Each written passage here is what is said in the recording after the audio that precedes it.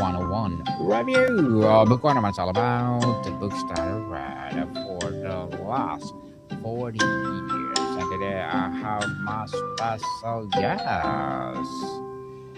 He's the author of the book Building Trust, Winning Work. None other than Mr. Kenneth Harms. Thank you. Thank you, Daniel. I appreciate the opportunity to be with you and your listeners today. A little bit about myself. I've been in the construction industries for about 40 years. Um, and my passion has been about helping construction teams grow their business through trust based relationships. And that's one of the big reasons why I wrote the book Building Trust, Winning Work. And today, what I do is I train and coach professionals in the industry, helping teams to like their clients, strengthening collaboration, and creating lasting impact across the projects they build and that serve their communities. So I'm excited to have the opportunity to share some insights with you and your listeners today. Yes, and thank you so much for sharing your knowledge and wisdom to the Mr. Khan. Thank you. The construction industry is often described as a relationship business. In an era of providing software, AI, and digital communication, is still true or is it becoming a nostalgic myth? Yeah, great question. And the answer is that it's not technical skills that win you the work, it's the relationships and the trust that you build with clients that win your work. It's essential to have the technical skills. It's essential to be on top of your game in terms of what's happening in the industry, whether it's with AI, new software developments, the use of drones and robotics. There's a lot changing in construction and architecture, but still, you have to be able to communicate with an owner, with your client, how it is that you're going to solve their problems, and that comes on a one-to-one basis. Mm. So you've seen a projects won and lost, isn't it, Mr. Khan? In your experience, what percentage of a win comes down to the bid price versus relationships behind the bid? So, in today's construction world, um, a lot of clients are selecting not on low price. In fact, sometimes they don't even ask you about your price on the more complex commercial and institutional projects. I'm talking about projects that are in the hundreds of millions of dollars. A cost might be a factor, but it's not the bottom line. So, what is the bottom line? It's qualifications, it's experience, it's your reputation, it's your behavior as an entity, as a contractor, as an architect. It's your behavior, how your people work with others, how well they collaborate, all of which comes down to your ability in both written word and orally to explain what is your differentiator. And you need to be able to build trust with that client because they have a lot of risk that they are looking for you to take away from them and to manage that risk, right? So it still comes down to that professional and personal long-term relationships. Um, and I think it's not just about selling, Daniel. It's about serving, and I think that's a message I would like your audience to take away. That when they hear that word sales or selling or business development, it's really about how can I be of service to you, my owner, my client. How can I serve you better? And being very authentic and genuine with that communication and with your behavior on their project. Does that make sense? Makes sense, Mr. Kenneth. The lowest bid wins model often creates a blame culture rather than collaboration. How do you build trust system that structurally incentivize adversarial relationship from day one? Yeah. So if you did, in fact, win the project based on being low, it's always a challenge. I think we all in our industries consider ourselves to be professionals, and as professionals, we don't want to necessarily be selected just on price. But in your example, you're saying, how do you build trust once you won the job based on being low? Well, It's about being very transparent, be very honest, having integrity, all of those soft skills that maybe you didn't get any classes on when you went to get your degree at university in architecture or engineering or construction management. And so to build that trust, you have to deliver it in terms of what's inside that bid, right? You were selected, let's say hypothetically, you're selected as the general contractor on a 10 to $15 million project. So you gave them the price, you gave them the schedule, you've interpreted the scope from the plans and specs that were presented by the architect. You have to be very transparent from this day forward, working with the owner, working with the architect, and then keeping those promises that you made. Now, the thing about construction, Daniel, is that no set of plans are perfect. Construction never goes 100% as planned.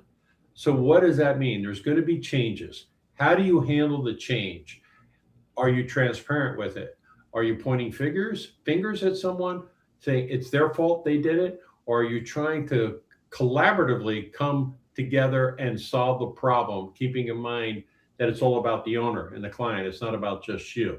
So, there's lots of different skills and things that you can do along the way. One way is to start off the project immediately with some kind of a partnering session to make sure we're all on the same page moving forward. And then it's that behavior. How is your team performing in the field? Are they communicating effectively? Are they communicating with authenticity and sincerity? Those are the things behind the technical side that are really, really important.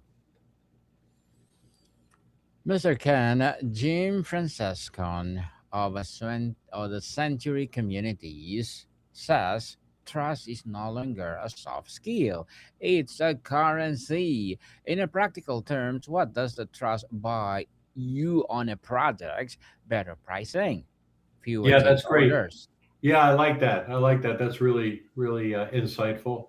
What does trust buy you when you're inside the project? So, I think as I stated just earlier, that is construction is not perfect, right? So, if you have built a relationship on trust, when something does happen, let's say there's a change order that's pending, or we're off schedule a little bit, or we are having a challenge on the cost, on the price of the project, whatever that might be, being open about it and communicating that as quickly as possible.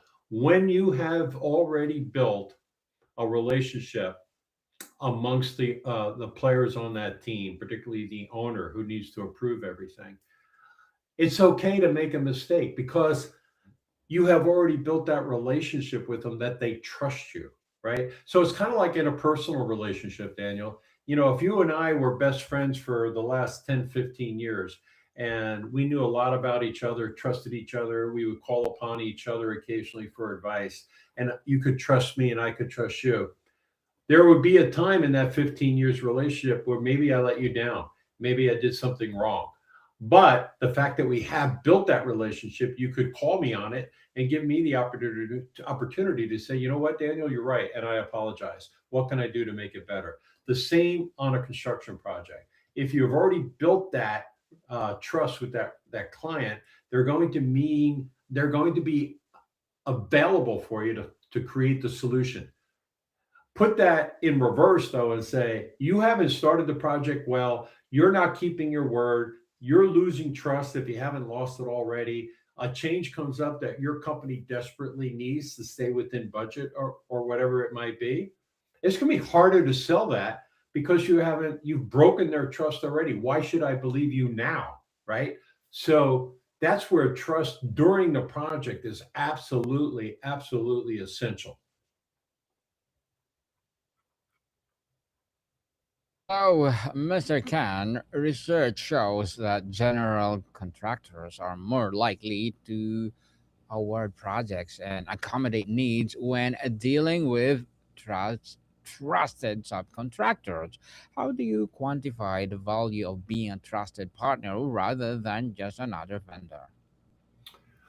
Well, I think that can be evaluated on how many times does that same client ask you to come back and do their work for you. right? So that, we're all enamored with KPIs, right? Key performance indicators, and one big KPI is how much repeat business do you get from that client? And if it's not very much, you better revisit that relationship and try to understand what went wrong. But if things are going well and you're being asked back to do more of their work, that's a great indicator. Likewise, if let's say I'm working as a contractor, I need to team with an architect. Does that architect look forward to working with me? Do we have we built that relationship where again I support you, you support me, we collaborate, win work together, and then beyond the winning, the execution is as promised, right? And if you build that great relationship with an architect, now you're partners. It's beyond, you're not technically partners, but everyone knows that you guys get along so well and do work together. You kind of consider yourselves to be partners. And so that is again kind of the currency of trust. When an opportunity enters the marketplace, say there's a new hospital that's going to be built, and I find out about first, I call my architect that I want to team with, and if they're excited to hear from me, like Ken, great, yes, we love working with you, we want to do business with you. That's all been built on performance, behavior, trust, and you move forward. That's a quick conversation, and bam, you've got a team in place instead of being the firm that's out there with the reputation of cutting corners, not keeping their word, not having high integrity. Good luck trying to find a partner on a project, right? So that's where the currency, as you put it, of trust really brings great return on that investment. Mr. Ken, the title asks how to master business development without selling out. For the construction professional who got into this industry to build things, not to smooth, what does healthy or authentic BD actually look like? Yeah. So that is so true for the vast majority of people that enter the industry: architect, engineer, contractor, testing, inspection, whatever it may do, anything inside of the built environment. True for my industry that I've been in for 40 years. You go to school, you typically come out with a degree in engineering or construction management, architecture. And throughout those 4 years of university, not once have you had a course on selling or maybe presentation skills, public speaking, kind of the more softer skills. And the reality, Daniel, is that once you get inside of an organization, the resume and the degree, it's all beside itself now, right? That's got you the job. But how can you help them delight the client and win work? That comes down to these softer skills that you and I have been talking about. And no one really teaches it. And so that's kind of why I wrote the book and why I do the trainings and coaching that I do, is because I saw that gap in all those years of working that and had definitely I had a personal interest in mentoring a younger generation coming up through the ranks. So that's a challenge I think for every person coming up through the organization is, now what do I do? What do you mean? I now, when you say sales, that makes me feel queasy. When you say, hey, I need you to go to a meeting and network, hey, I'm an introvert, I'm an engineer, that's not me. So what I've done is created a whole series of trainings and examples to help people overcome that fear, to get them more confident so that they feel better about going in and meeting people, say in a networking situation or in a business organization, even if it's presenting in front of your peers inside of your own company. There's nothing more frightening for some people to, like, hey, get up in front of a crowd, which includes your boss and maybe the president of the company, and tell us a little bit about yourself. These are things that when you make that first impression and it's positive, it's a great thing. If you stumble, people are going to wonder about you, right? So you always want to put yourself in a position to be successful. And that's where this training comes in and practice, so that you can get stronger and stronger with these skills. So, Mr. Ken, as an author, what are your short term and long term goals? Say that again, Daniel. What are your short term and long term goals, Mr. Ken? My short term and long term goals. Well, Yes, please. My short-term goals include right now working with the clients. I've just started my own company this past year in 2025, and so making my clients better and helping them grow their younger generation of doer sellers, helping them win more than their fair share of work. That is, kind of the importance that I place on what it is that I'm doing. And then, the longer term, although I would say, Daniel, I'm in the kind of the final chapter of my career, having spent already 40 years actively working. Um, I am still very active, obviously, and the long term goal is to just leave this industry a better place, help younger people learn these skills, get better at what it is they need to do as a doer seller, as a presenter, and help companies get their build their organization stronger. So, I guess the legacy, if you will, Daniel, would be for me is explaining to folks that look, winning work isn't just about selling, it's about serving, it's about building trust, it's about genuinely helping your clients be successful. And when you do that consistently, the work simply follows you. So, um, I would say that's those are the goals for me. Mm. Good luck to you goals, Mr. Ken, and looking forward for more success. And what will be your piece of advice for those people out there who want to be an author like you? People who want to be an author like me, boy, let me tell you, Daniel, it's tough. It is tough. One of the things I did was, I selected a coach to help me, and Hmm. he gave me kind of an outline of, look, here's what you need to do in order to get published. And you create your outline, you create the schedule, go as fast or as slow as you want to go. But having somebody holding me accountable so that I could actually get it done when I had never done it before was really important. And so I would say that that's one takeaway. And after that, man, I'm still learning. I'm getting on as many podcasts like yours as to spread the word. It's kind of unless you're being sponsored or you're out, you're a known author name, it's not easy, right? So I'm doing it all myself through LinkedIn and other social media, and then podcasts, and just trying to get the word out. And then some of my clients and prospective clients read the book, and then they call me and say, hey, we'd like to talk to you about providing training for us. That's the ideal situation where somebody saw it, the advertisement, called me, and then I actually ended up with an engagement for it. And that has happened. But it's a slow crawl to sell a lot of books. But my advice would be, if you just be confident that you have something special to say, get someone to help you, and then just grind it out. Yeah, something special in you, and stop procrastinating and share to the world, people. Stop procrastinating. And thank you for that empowering advice, Mr. Ken. And can you please recommend a book or books that influence your journey?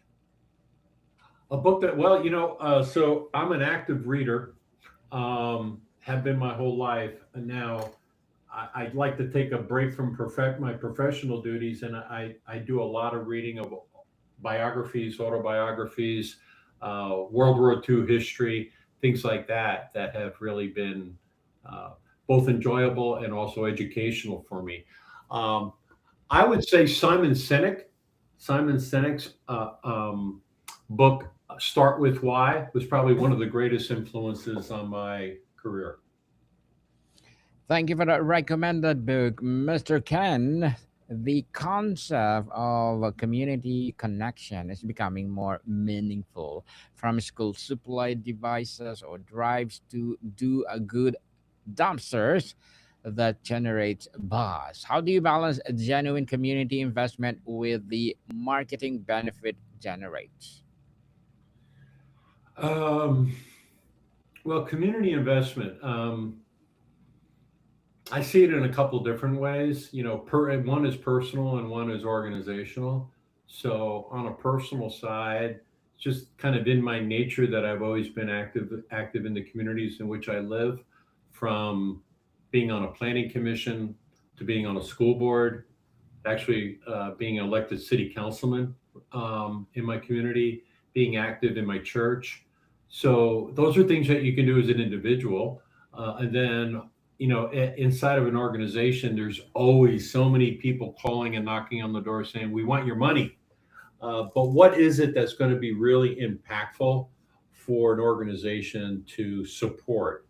And if you can be aligned with one of your clients and what's important to them, let's say you're active with a hospital, all right? You want to build the hospital, or you have been working on the hospital. Hospitals are, I think, great community organizations. They are significant investments in the community. And so there's always opportunity there for raising money, foundation work, volunteer work. I know for my wife and I personally, we're involved in a children's hospital. As a company, you might want to get involved in donating to their foundation, as an example.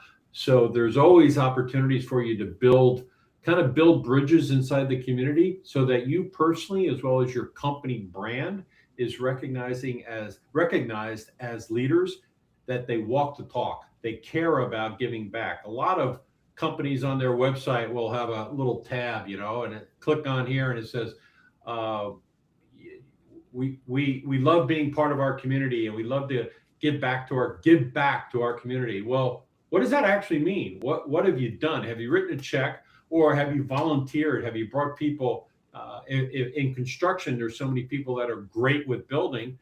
Well, Habitat for Humanity, or volunteering at a school or a church. They always need people like that, or are good with their hands and trades, so that you can help those organizations. That's walking the talk to me. And I think it's important, for you individually to be connected into your community. So you have a personal brand.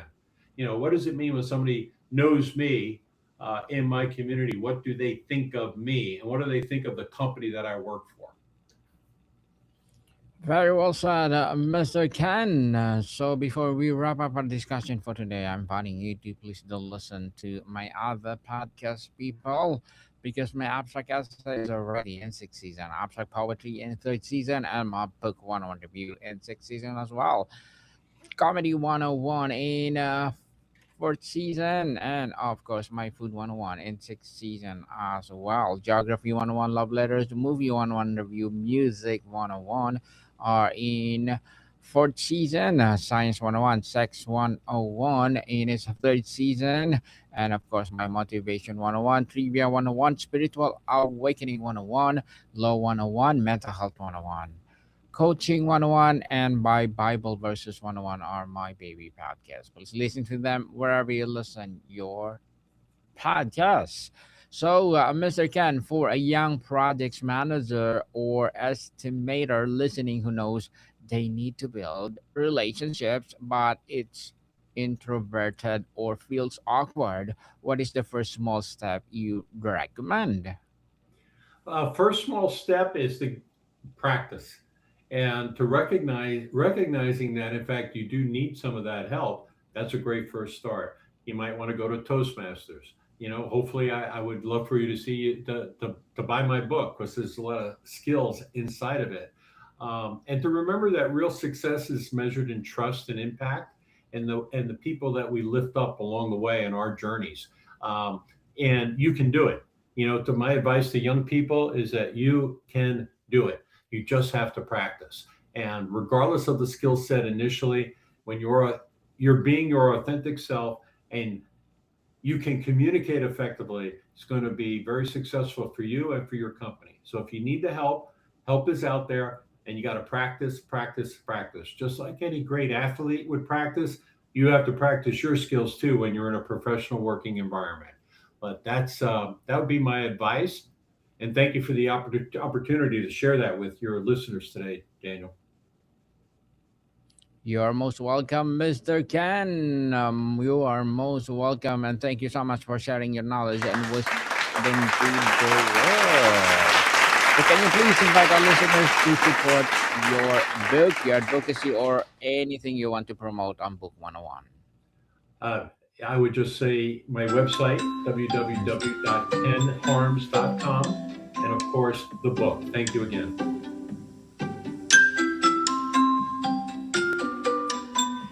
Yes, people, let's support Mr. Kenneth Harms because if you support him, for sure, more and more empowering books like this to rise. So, Mr. Kenneth, thank you so much for your time.